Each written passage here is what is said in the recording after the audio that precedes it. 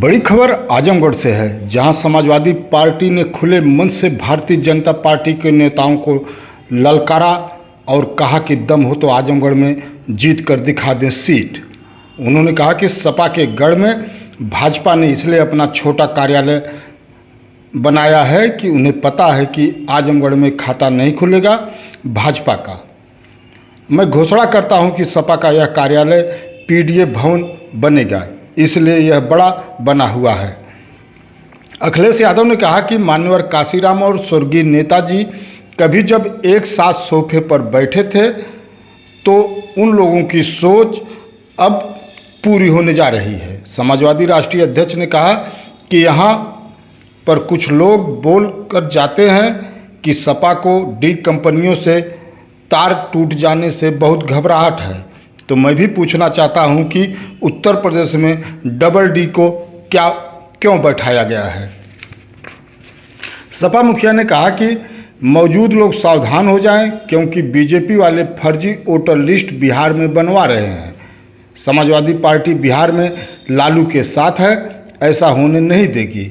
मैं आगाह करता हूं कि 27 के पहले आप सभी सावधान रहना, यहाँ भी ऐसा होगा। उन्होंने कहा कि डबल इंजन वाले आजकल पटरी खोद रहे हैं, जो उनका सपना पूरा नहीं हो पाएगा। जल जीवन मिशन के भाजपा के ड्रीम प्रोजेक्ट पर अखिलेश यादव ने तंज कसा और कहा कि यह योजना कैसे सफल होगी जब ट्रायल में बनी टंकियां फट रही हैं। हर महीने एक टंकी फट रही है। कहा कि यह समाजवादियों की सोच थी कि आज जिस रोड पर हम चल रहे हैं, जितनी दूरी बाईं इटावा की है उतनी ही दूरी आजमगढ़ की। फिर भी दुख है कि बीच में आए लोग ऐसा पूर्वांचल बनाए हैं कि पानी के लहरों की तरह ऊपर नीचे चलना पड़ रहा है। वहीं आगरा एक्सप्रेसवे जो समाजवादियों ने बनाया है, लोग देखकर उसका मॉडल लेते हैं। अखिलेश ने कहा कि सपा सत्ता में आने के बाद आउटसोर्सिंग और अग्निवीर जैसी योजना को हमेशा हमेशा के लिए समाप्त कर देगी। आज सपा के राष्ट्रीय अध्यक्ष के आगमन पर सपा का पूरा कुनबा मौजूद रहा। इस दौरान सभा को समाजवादी विचारधारा के पुरोधा एवं सदन में प्रतिपक्ष के नेता माता पांडे, सपा के बुनियाद में शामिल रहे बलराम यादव, पूर्व मंत्री एवं सांसद लालजी वर्मा, मऊ सांसद राजीव राय, आजमगढ़ के सांसद धर्मेंद्र यादव सहित दर्जनों वक्ताओं ने संबोधित किया। संचालन पूर्व मंत्री रामाश्रय विश्वकर्मा एवं हवलदार यादव ने संयुक्त रूप से किया। इस अवसर पर आम आदमी पार्टी के नेता सुनील यादव, लल्लन चौहान ने सपा का दामन पकड़ा, जबकि सपा के 10 विधायक और पूर्वांचल के नेताओं ने कार्यक्रम में बढ़ चढ़कर हिस्सा लिया। जो समझ में आ रहा है, शायद हमें इस जगह का नाम और इस कार्यालय का नाम पीडीए भवन कर करके रखना चाहिए। ये पीडीए भवन के नाम से जाना जाएगा, क्योंकि पीडीए एकता ही हमें सत्ता दिलाएगी। पीडीए एकता ही हमारे सामाजिक न्याय के राज की स्थापना का रास्ता खोलेगी। पार्टी के बहुत सम्मानित और संस्थापकों में उपस्थित हमारे साथ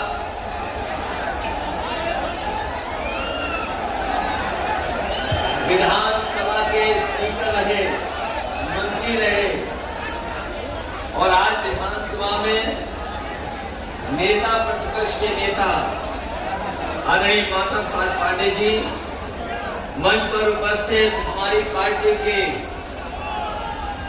और आपके सबके सबसे पुराने पार्टी का गढ़ है, लेकिन इसमें कोई स्थान नहीं है, कोई घर नहीं है, कोई परमानेंट जगह नहीं है। आज हमें खुशी है इस बात की कि बहुत पार्टी कार्यालय देखे हम लोगों ने। भारतीय जनता पार्टी का कई फ्लोर का पार्टी कार्यालय देखा है, लेकिन जितना शानदार समाजवादी पार्टी का कार्यालय दिखाई दे रहा है, इसके मुकाबले उनका पार्टी कार्यालय नहीं है। और ये इसलिए भी है, उन्होंने छोटा कार्यालय इसलिए बनवाया क्योंकि उन्हें पता है कि आजमगढ़ से उनका खाता नहीं खुलेगा, इसलिए खाना पूर्ति के लिए कार्यालय बना लिया है। लेकिन हम समाजवादी लोग आप सबका, आजमगढ़ के लोगों का धन्यवाद देते हैं, आभार प्रकट करते हैं। और जो स्नेह, जो प्यार, जो सम्मान आजमगढ़ की जनता देती है, हमें लगता है बहुत कम जिलों में वो सम्मान मिल पाता है। और जो नेताजी हमेशा कहते रहे कि आजमगढ़ से हम लोगों का भावनात्मक लगाव है, भावनात्मक रिश्ता है हमारा आपका, वो एक बार नहीं, हमें कई बार देखने का मौका मिला है। अगर हम लोगों ने कोई फैसला ले लिया पार्टी की तरफ से, आजमगढ़ की जनता ने पूरे सम्मान के साथ स्वीकार किया और राजनीति में समाजवादी पार्टी को आगे बढ़ाने का काम किया। मैं जब सामने एक हमारा कार्यकर्ता साथी जो तस्वीर दिखा रहा है, एक तस्वीर उसके हाथ में है कि माननीय काशीराम और नेताजी एक ही सोफे पर बैठे हैं। सोचो कब की विचारधारा का विलन, दो विचारधारा एक साथ किस समय पर आई थी। और जब मैं अभी हमारे बगल में जो बैठे आदरणीय माता साहब पांडे जी से मैं पूछ रहा था कि राजनीति में कितना समय आपका गुजरा है, तो जब मैंने हिसाब किताब लगाया तो एक सदी का कम से कम 60% हिस्सा उनका राजनीति में गुजर गया। एक सदी का 60वां हिस्सा उनका इसी के साथ समाजवादी आंदोलन के साथ गुजर गया। और जब मैं पीछे मुड़ करके देखता हूँ कि कब आजमगढ़ में आया था, कब राजनीति में शुरुआत की थी, तो मैं देखता हूँ कि आंखों ही आंखों में एक सदी का चौथा हिस्सा अपने आप निकल गया। एक सदी का चौथा हिस्सा यहां से नेताजी को, समाजवादी पार्टी को आपने न केवल जिताया बल्कि ऐतिहासिक वोटों से भी जिताने का काम किया। राजनीतिक परिस्थितियां बदलती हैं, बनती हैं, राजनीतिक परिस्थितियां बना करती हैं, बिगड़ भी जाती हैं। अगर खगेन्द्र यादव नहीं जीत पाए, उनका दुख सबको था ही था, लेकिन जब से गुड्डू जमाली भी हम लोगों के साथ आ गए, उसी दिन भारतीय जनता पार्टी ने अपने हथियार डाल लिए थे। याद होगा चुनाव आपको जब शुरू हुआ,